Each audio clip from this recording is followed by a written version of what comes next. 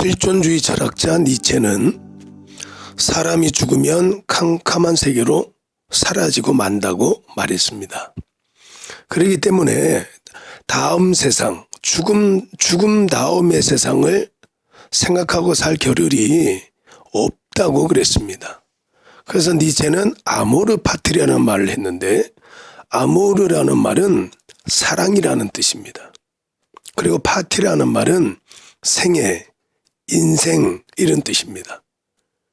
그래서 다음 세계, 죽음 다음의 세계는 없는 거니까 자기 생애를 사랑해라. 살아있는 날 동안에 최선을 다해서 즐겨라. 이렇게 가르쳤습니다.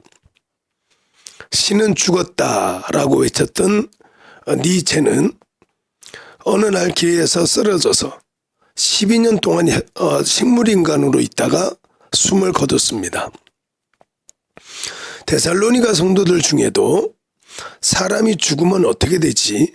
이런 두려움, 또 사람이 죽으면 끝이겠지, 이런 절망과 소망 없는 그런 삶을 살았던 성도들이 있었습니다. 본문 하나님 말씀을 통해서 죽은 다음에 새로운 삶이 있다 이렇게 하는 것을 설명을 하는데, 예수님께서 요한복음 11장 24절과 25절 하나님 말씀에 나를 믿는 자는 죽어도 살게 되지만 살아서 믿는 자들은 영원히 죽지 아니할 것이라고 말씀을 하십니다. 예수님께서 마태복음 24장 하나님 말씀에 노아의 방주 시대 때도 지금의 때와 아주 비슷했다고 말씀을 했습니다. 두 사람이 밭에서 함께 일하다가도 한 사람은 들림을 받고 한 사람은 남게 될 것이라고 말씀하시면서 예수님의 오실 때도 바로 그와 같아서 깨어 있으라고 말씀을 합니다. 죽음을 두려워하지 않고 하나님의 때를 준비하는 삶을 살려고 하거든 항상 이렇게 깨어 있어야 된다 이렇게 말씀을 하셨어요. 적군이 쳐들어올 것을 두려워하지 말고 적들을 방어하기 위해서 깨어서 준비하고 있으면 그 적들을 두려워할 필요가 없는 것과 같습니다. 그래서 죽음을 두려워하지 말고 예수님의 재림의 때를 깨어 있어서 준비해라 이렇게 말씀을 합니다.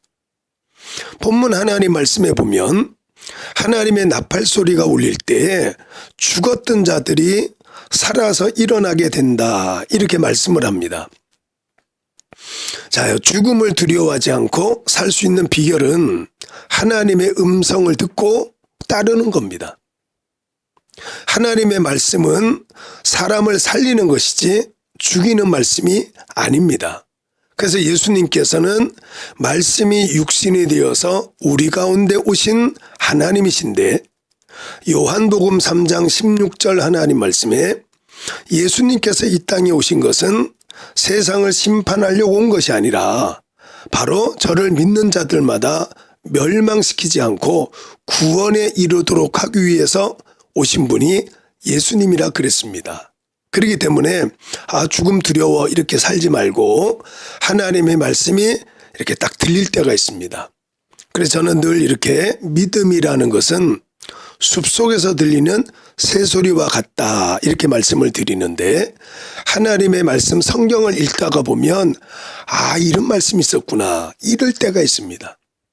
설교 하나님의 말씀을 듣다가 보면 저런 말씀이 있구나, 은혜가 된다, 감동이 된다 이럴 때가 있습니다. 바로 그게 나를 살리는 하나님의 음성입니다.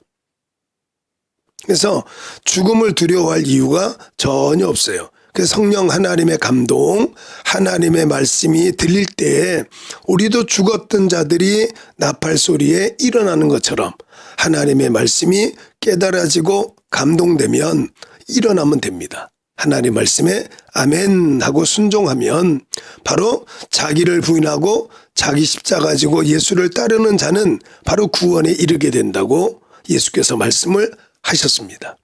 죽음 두려워하지 말고 내게 주시는 하나님의 말씀을 따라 아멘 순종의 생활하면 됩니다. 그 다음에 세 번째는 우리가 죽지 않고 영원한 삶을 살려고 하면 변화가 되면 됩니다.